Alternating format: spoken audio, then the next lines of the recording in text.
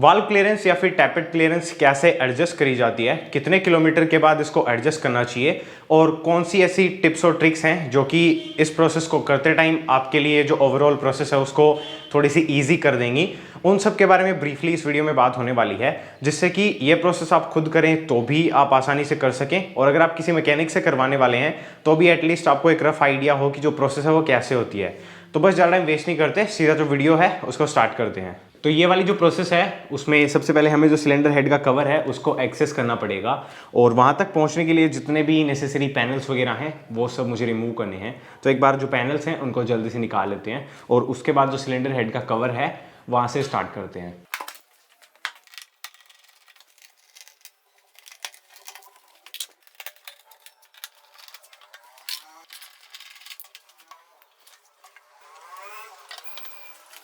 Alright, तो अभी हमें ये वाला जो कवर है इसके ऊपर और ये वाला जो कवर है इसके ऊपर जो भी एक्सेसिव डर्ट और डस्ट वगैरह लगी हुई है उसको क्लीन करना है, ताकि इंजन के जो इंटरनल कंपोनेंट्स हैं उनके अंदर जो डस्ट वगैरह वो ना चली जाए।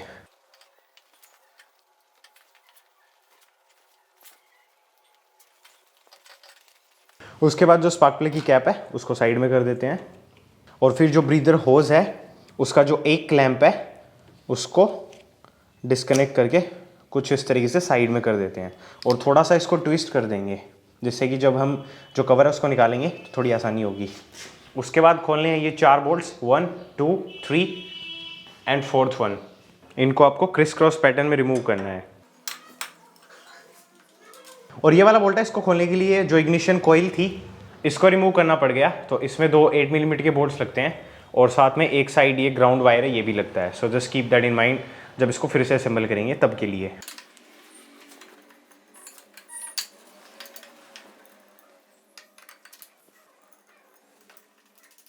उसके बाद जो कैप है उसको जस्ट ऊपर की साइड पुल करके कुछ इस तरीके से निकाल लेंगे और निकालते टाइम इसकी जो ये ब्रीदर होज है इसको कुछ इस तरीके से साइड में कर लेते हैं।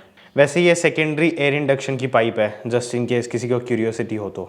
इस पे यहाँ पर एक ओरिंग लगी हुई है, मेक श्योर कि ये डैमेज ना हो और इसकी जो प्लेसमेंट है वो प्रॉपर्ली कर रखी हो। साथ ही साथ आपको यहाँ पर एनाबोर्ड जेल है वो भी दिख सकता है, दैट मीन्स कि इसकी जो वाल क्लियरेंस है वो पहले भी एडजस्ट हो चुकी है। और अभी बारी आती है जो इंस्पेक्शन कवर है उसको रिमूव करने की। वैसे इसके बिना भी काम चल जाएगा, लेकिन मुझे तो इसको खोलना पड़ेगा बिकॉज मुझे आप लोगों को जो टाइमिंग है उसको प्रॉपर तरीके से कैसे चेक कर सकते हैं वो दिखाना है। बिकॉज वाल्व क्लियरेंस में सबसे ज़्यादा इंपॉर्टेंट चीज़ है वो टाइमिंग ही होती है। बेसिकली इंजन है वो टॉप डेड सेंटर पे होना चाहिए। तो सबसे पहले इसके जो 3 8 मिलीमीटर के बोल्ट्स हैं इनको लूज करके रिमूव कर लेते हैं।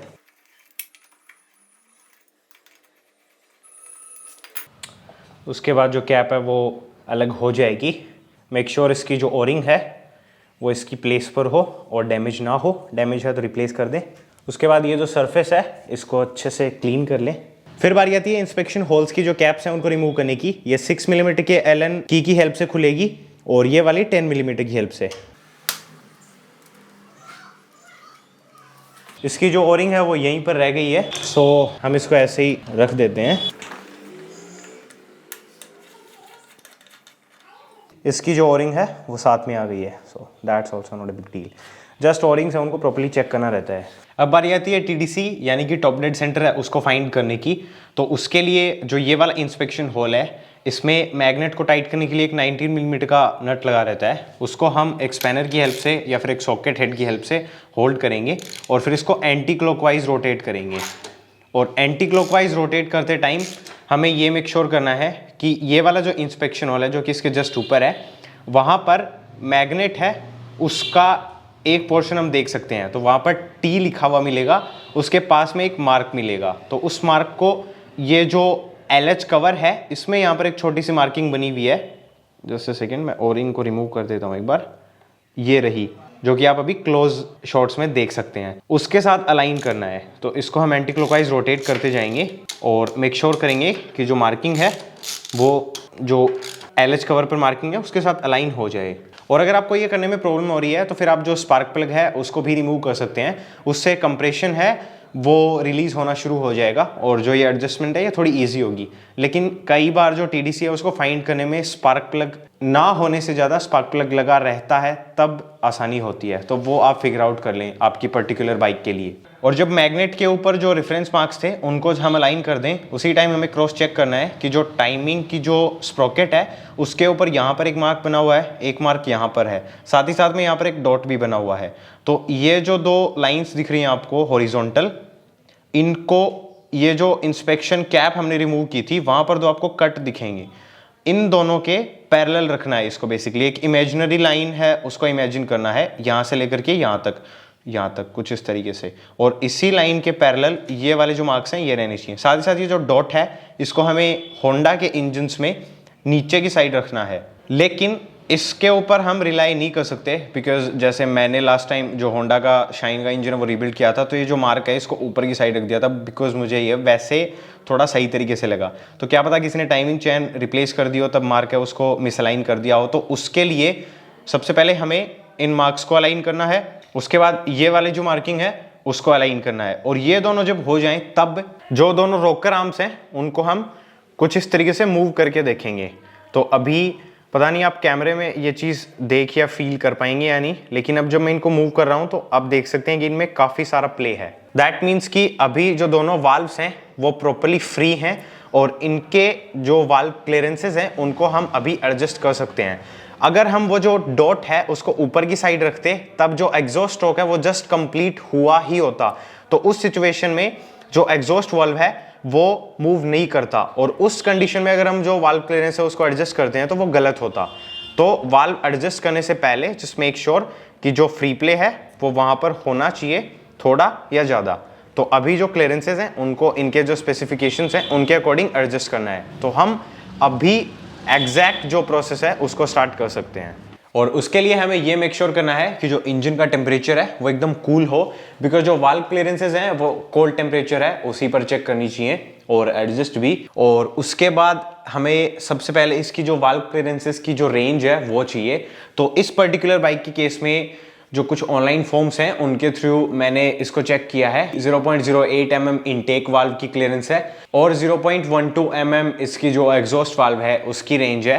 हालांकि होंडा के ये वाले जो इंजन्स हैं, जो 160 सीसी के इंजन्स हैं, इनकी जो वाल्व क्लियरेंसेज हैं उनके बारे में काफ़ी मिसकंसेप्शंस हैं। कुछ जगह हैं जहाँ पर 0.08 mm इनटेक के लिए और 0.24 mm एग्जॉस्ट के लिए बता रखा है, लेकिन वो फिर काफ़ी ज़्यादा हो जाएगा, जो कि मैंने इसमें करके देखा था लेकिन वो सक्सेसफुल नहीं है।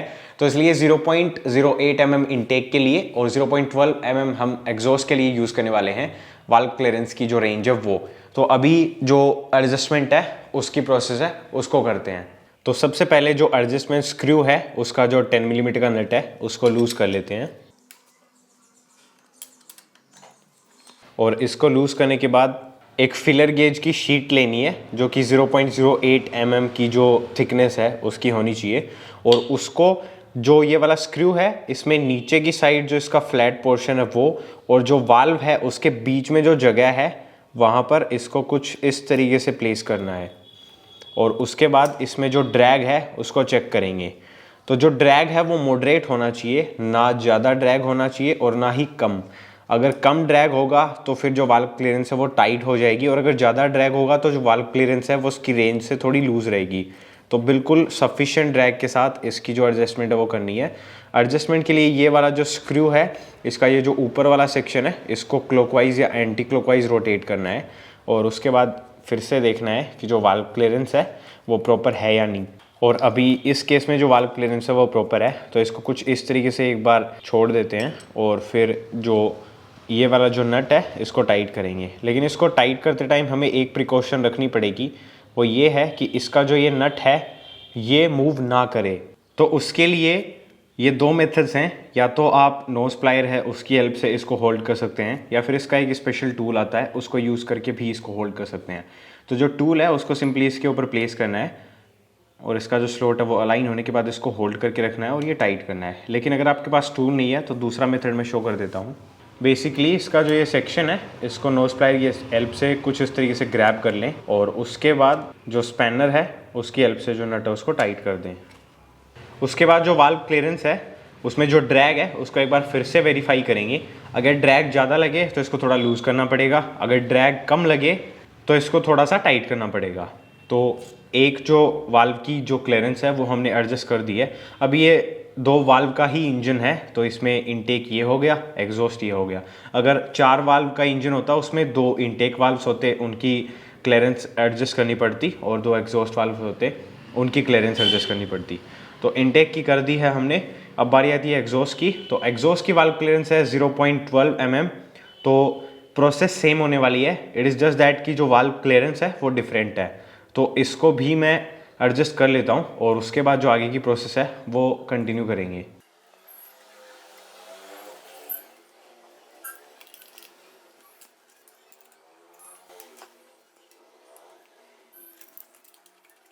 और जब दोनों साइड की क्लियरेंसेस हैं वो प्रॉपर्ली एडजस्ट हो जाएं तो उसके बाद हम जो इंजन है उसको एक बार फिर से फुल 360 डिग्री रोटेट करेंगे और फिर से जो क्लियरेंसेस हैं उनको चेक करेंगे।